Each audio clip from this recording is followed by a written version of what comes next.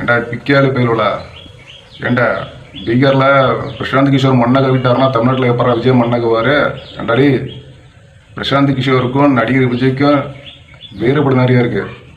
பிரசாந்த் கிஷோர் வந்து முதல்ல வந்து அவர் வந்து ஒரு அரசியல்வாதி கிடையாது, அவர் வந்து ஒரு புரோக்கரு.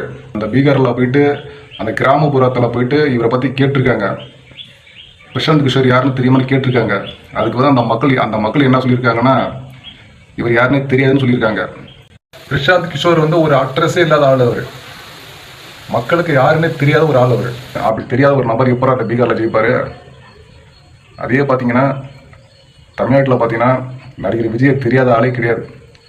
சின்ன குழந்தைகிட்ட கேட்டால் கூட நடிகர் விஜய் தெரியும்னு சொல்லும். நடிகர் விஜய்க்கு தமிழ்நாட்டில் மக்கள் செல்வாக்கு இருக்குது.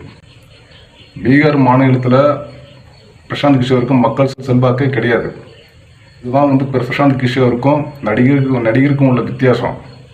பிரசாந்த் கிஷோரை வந்து ஒரு நடிகராக இருந்து, அதாவது ஒரு ஷாருக்கான ஒரு அமிதாப் பச்சன் மாதிரி ஸ்டாராக இருந்து அவர் எலெக்ஷனில் வந்து தோன்றிருந்தா இந்தியாவின் சூப்பர் ஸ்டார் நடிகர் மக்கள் செல்வாக்கு உள்ளவர் இவரே தோன்றுறாரு, நடிகர் விஜயெல்லாம் எப்படி ஜெயிப்பார் அப்படின்னு நம்ம வந்து யோசிக்கலாம்.